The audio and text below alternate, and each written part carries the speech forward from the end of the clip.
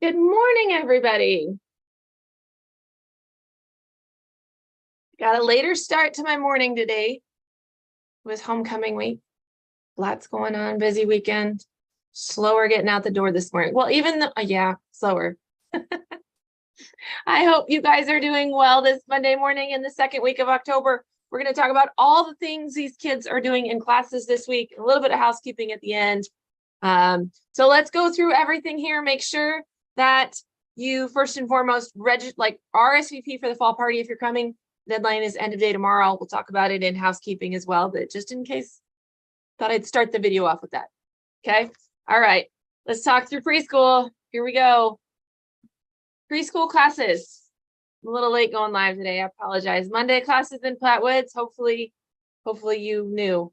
You got our email or you got your reminders last week that there was no Monday classes. That's because whatever school district is out there is also off school. So just try to take it off, because then the big kids, you don't have to worry about what to do with your big kids while your little kids are in art class. So there were no preschool classes, but everybody else, Tuesday, Thursday, Friday, you guys all have your regular classes this week.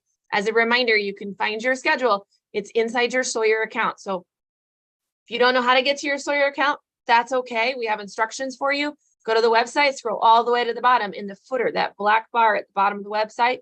It says for current students. Click it. It'll tell you how to get to your Sawyer account and how to find your schedule. Okay. All right. But this week, and I didn't bring the book with me.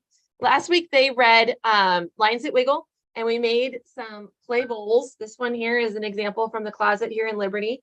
We rolled a slab. We worked with natural clay. We talked about what clay is made of and the properties of clay. We made lines that wiggle in our bowls using yarn. These will then be adhered to the bowl because we could pull them off if we wanted to, but I want to keep them. They are hard now. This is actually one of Tuesdays from Liberty. They will paint them this week. So make sure that you wear old clothes to the studio, because we will have acrylic paint out for them to finish up their clay bowls. We'll probably take 2 weeks to finish the bowls just because we can. We get them all beautifully covered with paint. Typically, we offer either warm colors or cool colors.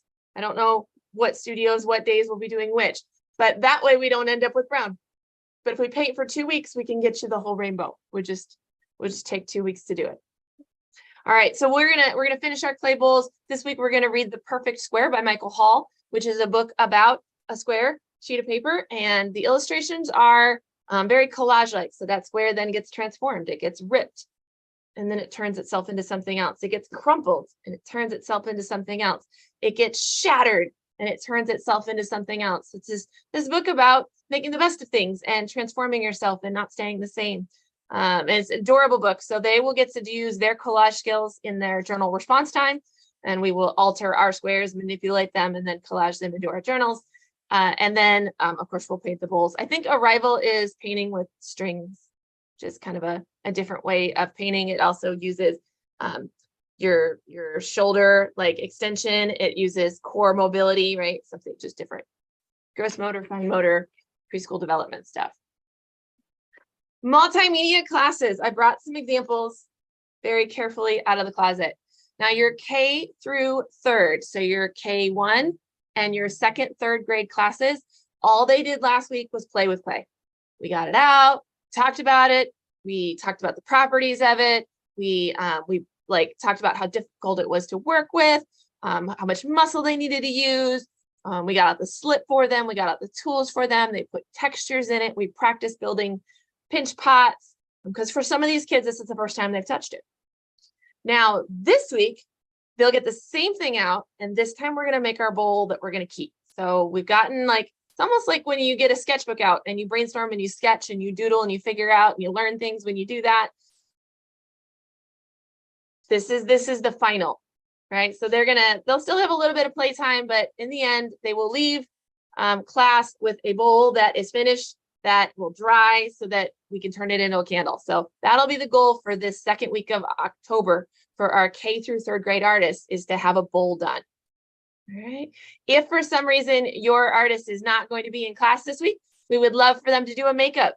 So that way they can, by the time we get to next week's class, they can be painting. If they miss this week, they show up next week, everyone else will have a dry clay bowl actually, we're not painting next week. I'm sorry. We're pouring hot wax. They will have a dry clay bowl that they can pour wax in, and yours will still be wet. Even if they like could hurry up and make a bowl, we can't hurry up and make it dry.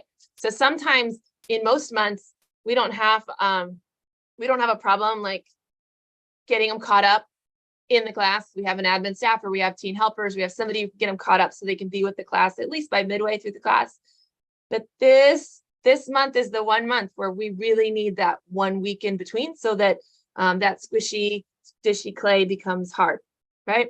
So, so if you can, try to do a makeup. If you can't make makeups, work with your instructor, because we'll figure out another time for you to come in so you guys can get that done.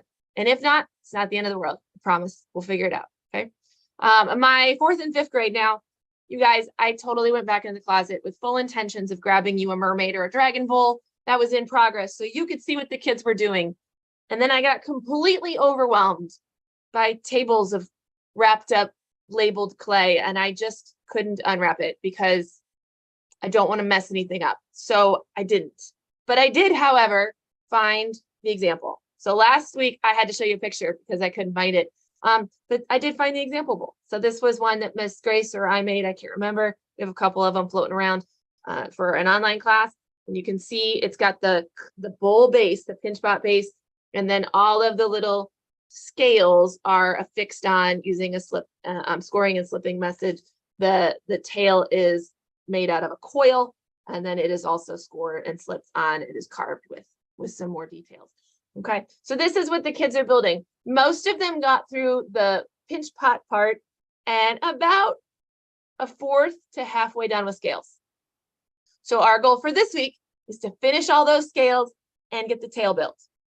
It could be a dragon tail, it could be a mermaid tail. This one's a mermaid. So they will get that done this week. If your kiddo, let's say, gets like 96% done and they still have just a few more things to do, it's very likely that their instructor will say, run out and talk to mom or dad and see if you can stay a few more minutes and finish it up, right? Just a few more minutes, just 10 minutes after class, just to finish it up, rather than, because again, we need the dry time so you can paint it next week, rather than coming back for a makeup and just having 10 minutes, or rather than showing up next week and working for 5-10 minutes to finish it and then not having anything to do for the rest of the class period because it's still wet. Okay. So just so you know, that might happen. We want to make sure everybody gets their sculpting done this week.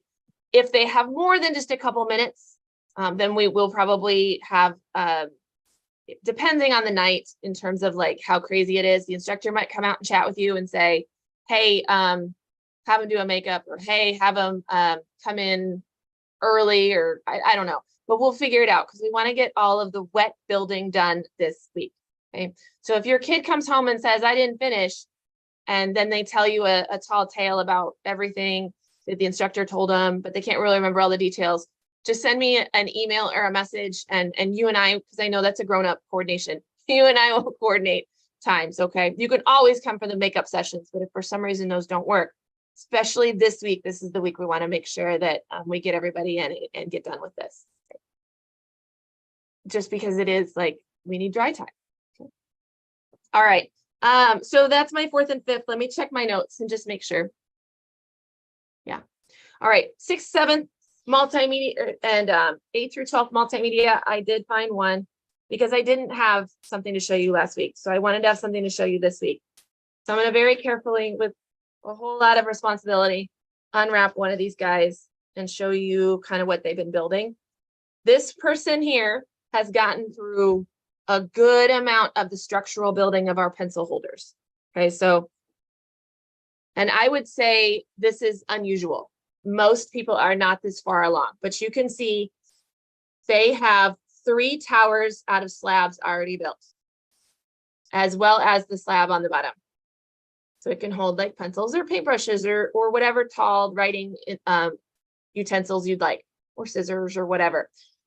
This week, once this part is done, the next step is all of the finishing. So that is working on smoothing out kind of the joints, right? See this joint coming down the center, smoothing out the joints at the bottom, straightening out the tops or carving out the tops. We have ribboning tools that they can use to kind of carve it out. They can add designs and details into it.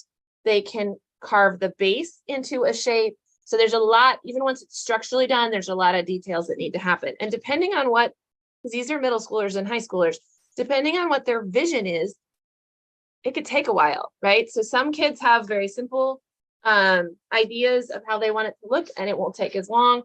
Some might have something more intricate that they want to carve or attach or detail, and it might take a little bit longer. Again, if they need more time, we want them to get it in this week as opposed to next week. So if it's 5 extra minutes, they might just stay after class. If it's another hour, we might say, hey, can you come in during the makeups on Wednesday? And if you can't come in on the makeups on Wednesday, because for whatever reason, or maybe you're a Thursday class, right? And you're in Liberty and makeups are on Wednesday, we might say you want to come in tomorrow during creative explorations, you know, because we've got 2 instructors here and we've got the whole like studio, like the other classroom open, so they can come in and sit and work. This is the week that we want to get that done. So if your student comes to you and says, my teacher said this, and you're like, what? Always just send me a message, or and we'll coordinate that. But what they're saying is probably true. All right. Our goal for all of the clay is that we paint in week 3. So that's like not this week, but next week, all the acrylic paint will be out and they can start painting. So wear old clothes in week 3. Okay. I'll remind you next week. Speaking of creative explorations, the favorite station, believe it or not, in creative explorations was also the clay station. So this class is a child-led project process, not project-based class. And the kids get to decide what they want to make or what they want to work on. We do have the clay out for them along with every other station, the still life station, the sensory station, the journaling station. This is our media station, and we have our clay out and they can make whatever they want. So I brought a couple bowls and things that they've crafted and created. I love this one. This one looks like an apple and it has a lid. So it sits on like this. I'm going to back it up so it doesn't get blown out by the light. Isn't that cool? So these ones here have been set out to dry. This was just built on Friday, so they're still a little bit damp, but they'll be dry by the time they get to their Friday class, and they'll be ready to paint. Now for my creative exploration kiddos, we will allow still this coming week for project creation, because we'll still have a week to let it dry and a week for them to paint it. But by the time we get to week 3, the clay will still be out, but it'll strictly be for process, and anything they make will get squished and put back in the bag because we don't have time for it to finish it. So and the teachers will communicate that to them, that it's like, if you want to make something with clay, this week is the last week to do it, like something to keep. You'll have clay to play with. If you want to make something to keep, this is the week to do it. All right. And then I did want to remind our creative explorations people, acrylic paint is everywhere this month out in the studio. So wear old clothes, because acrylic paint doesn't come out of clothes. Oh, I forgot to click my screen. Creative explorations. Next. Drink more coffee, Allison. Drawing classes. Are you ready? You know what I need to do really quick? I need to very carefully put all these playthings on the ground, because one of my fears is that I'm going to just knock things down and something's going to break. It would make me cry if I broke somebody's clay piece. Okay. I don't really care about my dragon, but everybody else. Okay. Let's talk drawing. I have so much stuff.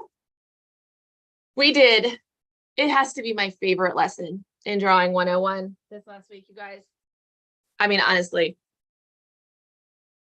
yes, probably my absolute favorite lesson. And we drew bats. So if you saw the pictures, I brought some examples. This is a value lesson. So this is all about getting the lights and the darks, and then the kind of lights and the kind of darks, and the really lights and the really darks, like all of those values in a black and white grayscale. And we're working from photograph. And so we start with the paper toned. Just you think it wouldn't impact drawings much, but it totally changes things. So, so we tone the paper using charcoal, and then we dig out using erasers, and then we put back in using a compressed charcoal, which makes a darker mark. And you can just see, like, it's amazing. It's absolutely amazing. So my 101s, I taught, actually, some of these are from my class that I taught. My 101s, you guys, they only have an hour, and a lot of that is me talking at them. So this is probably only about 20-ish, 25 minutes-ish of drawing. So they are not finished with theirs, but you know, all the materials are out. So during free draw time, they can always go back and work on them. I'm so proud of what they're doing, because not only are they starting to see values or refining what they see in terms of values, but they're also drawing from photographic reference, which is something that you will continue to work on and get better at. And I love seeing that. My 101s this week are going to be doing a perspective lesson. It's introducing perspective, and we're going to do it by doing a bird's eye.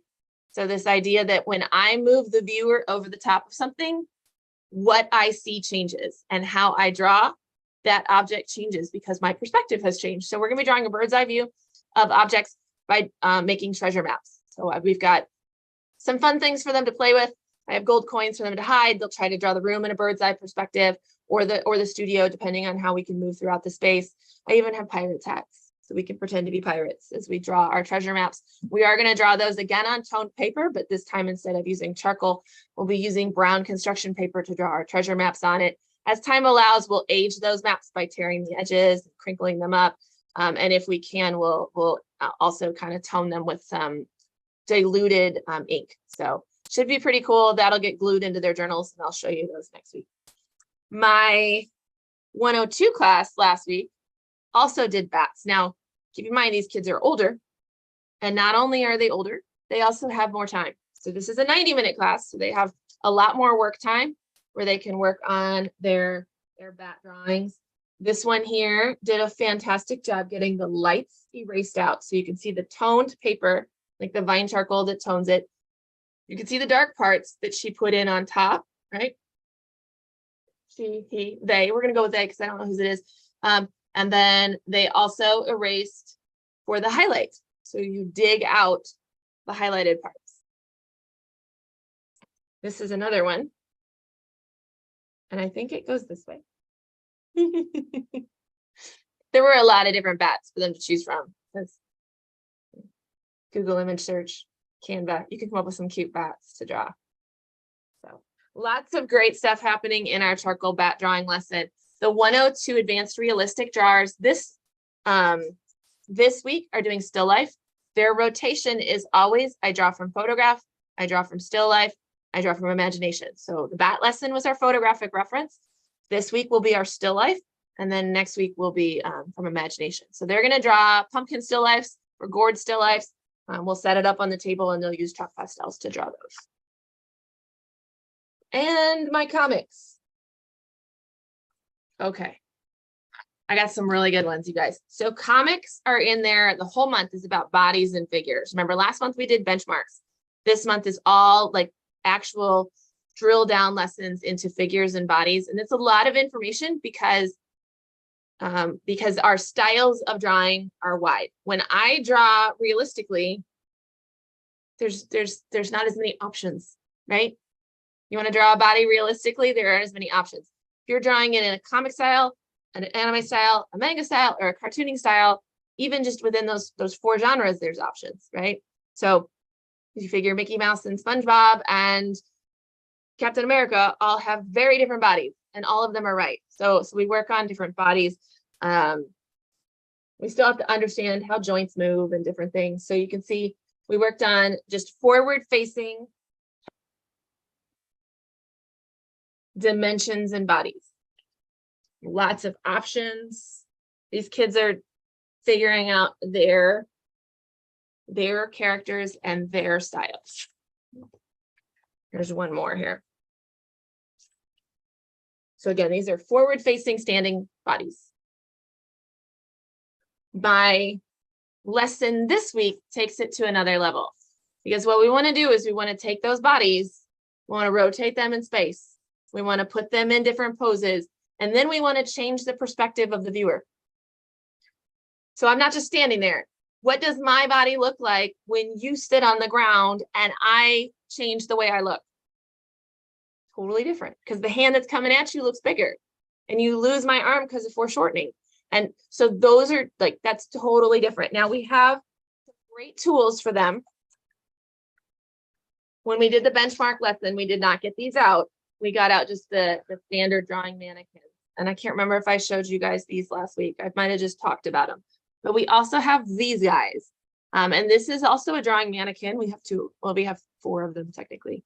And they are very, they have a lot more options than just my wooden ones, right? So the heads can swivel, but they can also go up and they can go down. The waist can rotate and move, not just at the waist, but also at the rib cage, okay? Even like your toes can bend, right? So these have a lot more options. They come with a stand that you can put them in. So right now I'm just holding him, but he comes in a stand, so I can put him in a stand.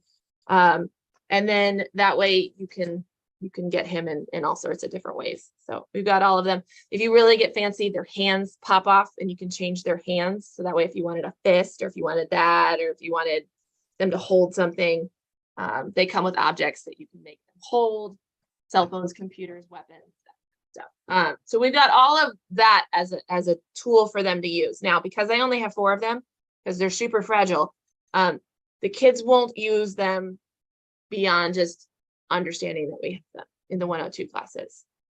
We will let them kind of hold them and use them a little bit, but we won't draw directly from them for 2 reasons. One, because there isn't enough for me to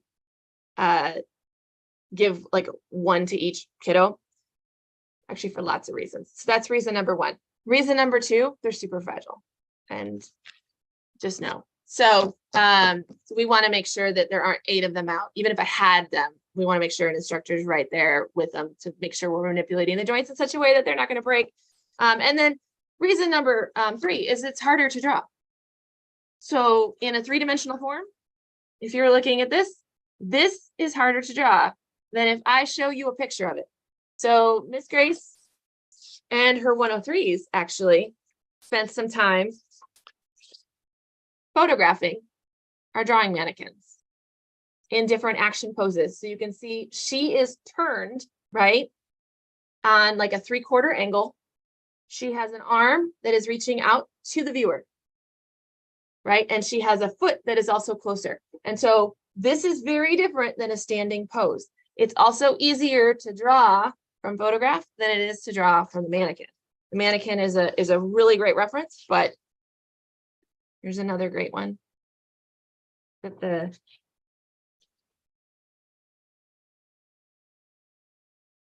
Here's one of her coming right at you. You can see the stand in this one. So we have all of these already created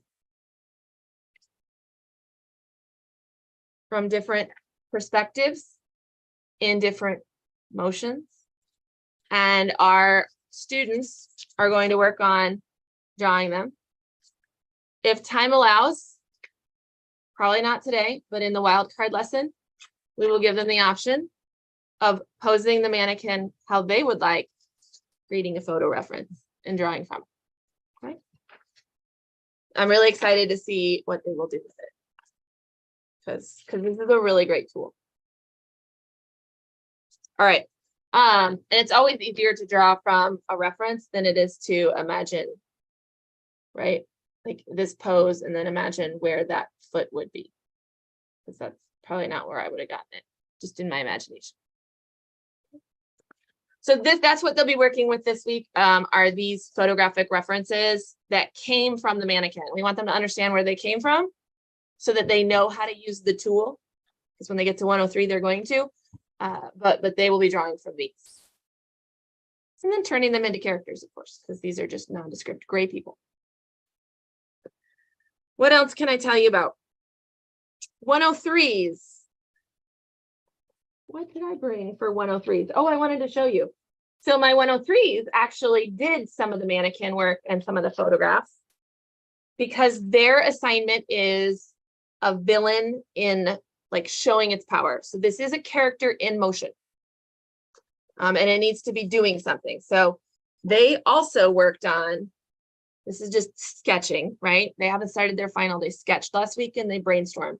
But you can see they started getting things kind of worked out in their brains. They use the mannequins to do it rather than trying to picture it in your head.